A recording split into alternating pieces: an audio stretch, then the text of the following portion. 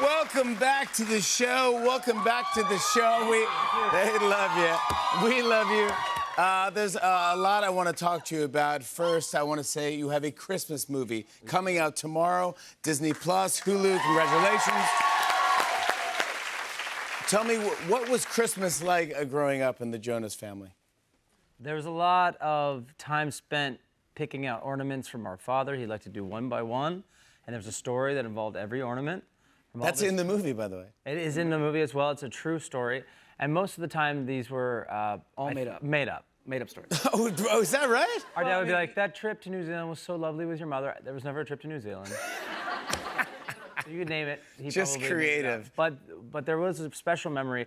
Our parents our dad couldn't afford Christmas ornaments, their first Christmas together, so he bought these apple ornaments. So every year, he does have this beautiful thing where he pulls out these apple ornaments for our mom to remember their first Christmas together. It's quite beautiful. Very beautiful. Oh, I love that. Yeah. You put out Christmas music before. We put out a Christmas single last year. It went number one, no big deal. No big deal, it went number one. No big deal. Come on! That was the best. That was the best. Thank you for doing that. But I didn't realize this, though. Nick, you kind of got your start making holiday songs. I did. Yes, I was doing a Broadway show here in the city. At the time, I was doing Beauty and the Beast. Played Chip the Teacup. Hey. And each year, the Broadway community puts together a benefit CD for Equity Fights AIDS. Yep. And my dad and I had started writing songs in the car ride to and from Wyckoff, New Jersey, where we grew up and lived at the time, and going into the city. And so he got the great idea, thank you, Dad, to ask if I could do an original song as the composition for Beauty and the Beast, the show, for this benefit CD, and they said yes. So, I recorded the song, I was 9 years old, and then our family chiropractor basically was like, I've got this client of mine who works, Dr. Wallace. Dr. Wallace, shout out Dr. Wallace.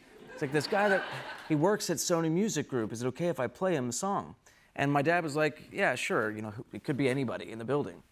Turned out to be one of the top dogs at Sony Music Group at the time, who brought me in and signed me when I was 10 years old because of that Christmas song. That's the craziest story. Anything can happen at Christmas. Anything could happen. I wonder what it would be like. It is like a bad plot for a Christmas movie. I actually like this. This could be a sequel. You could play the chiropractor. Oh my gosh, I could play the 9-year-old. The 9-year-old chiropractor. Yeah, but I wonder what it would be like to hear you sing at 9 years old. Oh wait, we actually found. You have it, don't you?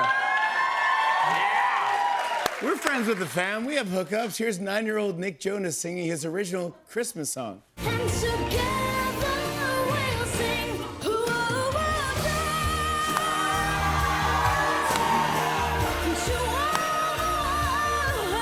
Wow! Oh my God, that was fantastic. Broadway. That is fantastic right My there. voice was just a touch higher back A then. little bit higher, yeah, a little bit higher then. We get to hear everyone sing in this movie, including you, Kevin. Yeah. Which, Kevin, this is a big deal. You're going to be releasing your debut solo song, Changing. Comes out next week. I can't believe it. Yeah. It's insane. Got the album. Finally. I can't believe it. Wait, but what made you do it now? You've been in the band since it started. It's about finding the right song. Really? A really good friend, Jason Evigan, I wrote him in February. He's like, hey, do you have any songs that you might feel could work for me personally? He responded to me, literally responded to the message in June with this song. Wow. So it was about timing, I guess. It was about timing, yeah. And I heard the song and I felt like, gosh, this feels like something I have already lived in and like it's mine. I don't know, it felt like organic to me. You crushed it. Thank you. Gave a sneak peek. You played it at. I've been playing on tour, it's been great. I mean, were you nervous when you were performing? Like yourself coming out at Yankee Stadium, just being thrown into the fire to sing in front of it's kind of you kind of gotta go big or go home. So I did it at Fenway, and you went I think big. People loved it, bud. Congratulations. It comes out next week. amazing. Check out the Kevin Jonas single next week. How do we set up a very Jonas Christmas movie?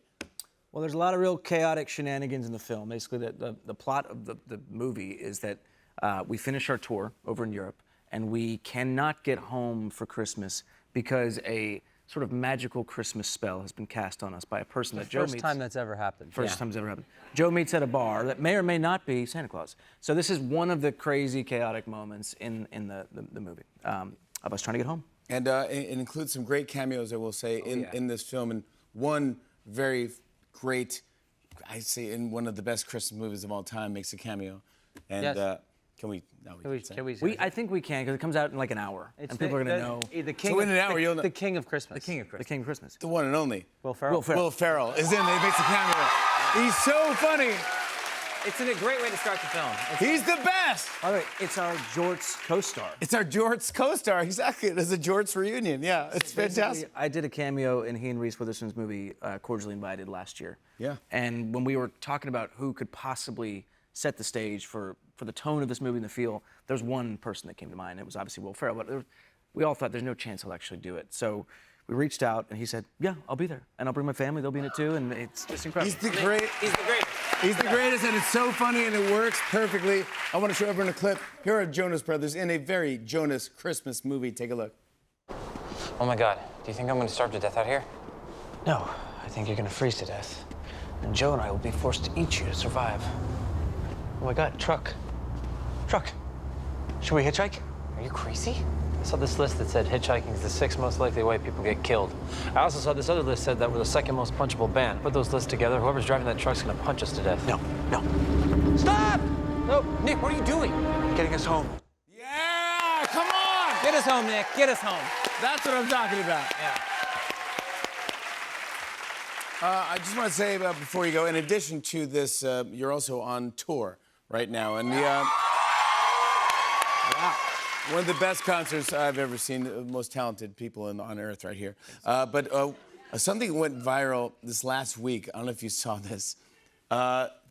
Someone was. Can we explain what's going on here, Joe? Oh. Yes, somebody was getting their resume read at a Jonas Brothers concert. Somebody zoomed in, and then some guy named Scott Kelly. Have you seen this? Was getting his resume reviewed, and So it one went quite fan was viral. just. Yeah, One fan was just 50 million views on it. It's insane. filming, and then they just happened to see someone was scrolling on their phone and looking at it. A resume. Yeah. Yeah. So Did he get the job? The world needs to know. The world needs to know. We're curious if you Scott got the Kelly, if you're out there, Scott Kelly is up on top here. nobody can find this guy. Yeah. find Well, we wanted to help, so I'm not kidding. way. We did some digging. I'm not joking, by the way. kidding. This is serious. The real Scott Kelly is here. Everyone, please welcome Scott Kelly. We found it. Hey, it's the Jonas Brothers. Pleasure to meet you. Can I give you a hug? Absolutely, brother. That's Scott Kelly. Scott. Oh. Have a seat. Nice to meet you. Pleasure. Good to meet I know you. this is Scott Kelly because I saw his LinkedIn. This is definitely him. Yeah. Yeah, they found me. Scott, can you explain what is happening in your world? It's been an interesting week. Okay, So- good. All right. So Monday, I'm sitting in class for an MBA program I'm going through, and my buddy hits me up and says, "Hey, dude, you're going famous on TikTok." I'm like, "I don't even have a TikTok." So he sends me this blurry screenshot. It's like, "Is this your resume?" I'm like, "No, it's not my resume." Over the next 24 hours, everything I have starts blowing up with messages. So I actually download TikTok, go look at the original video, and go, "Yeah, that's me." He's great. And it was later confirmed because the gentleman who was actually in the video reached out on Veterans Day of all days. That's right. Yeah, and it was surprising because I get this random message I don't recognize when I go to open it up, and I actually already had him saved in my contacts. Turns out he and I were in the same infantry battalion in the U.S. Army back in 2014 up at Fort Drum.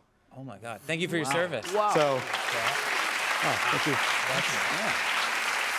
Yeah, he later went on to do some great stuff with the 75th Ranger Regiment. I went on to join Special Forces, and now we find out we're both in upstate New York, working on the civilian side. It's a small world. Isn't that unbelievable how Yeah. it's small? So then this happens, and I got to ask, did you get the job? So, I never actually applied for a job. Yeah, I know. So Brandon's he's been very successful in his post-military career. He's the president of a company out there called Ramir that do home services in the Buffalo area. And he's always looking to bring on veteran talent. The transition from being in the military to being civilian can be very challenging. There's a lot of transferable skills. There's not a lot of great bridges to help you make that transition. So he actually goes out of his way to hire veteran talent in the area for his company. Yeah, shout out to Brandon. And so wasn't looking for a job, but he and I are going to link up. He's actually coming on a podcast that I host called At the Water's Edge. It's a national security podcast, and we're going to be talking about how the veteran community can do more to help each other when we transition out of service, because it's a rough ride for most of us. Wow. I mean, you have not met each other. No. They have not met each other. This is a totally real thing. We wanted to surprise you guys. I'm like in shock. Can I share a real thing? Yeah, please. I had never heard of you before this. My wife had to tell me. What are you talking about? What are you talking about? I didn't have Disney Channel growing up. I didn't know. They transcended Disney Channel. Actually, they come all the way back to Disney Plus. know, Yeah, Okay, there you go. Okay. We're just happy Hey, I'm to meet huge you fans now. Thank Huge you, man. fanboy. Appreciate Love it. you guys. We love you, Scott Kelly. Yes, we do. Scott Kelly for the win. I'm happy that you're here. In fact, we want to even help out even more. So this is a QR code to your LinkedIn profile. You don't need a job, but in case you need Scott Kelly for anything, you can link to him right here. Scott, thank you for being here. I appreciate Thank you this. so much. The Jonas Brothers, Scott Kelly. It's really nice to meet you. Thank you. Very funny. Thank you for your service. Scott Kelly, Jonas Brothers, more Jonas Brothers after the break. Stick around, everybody.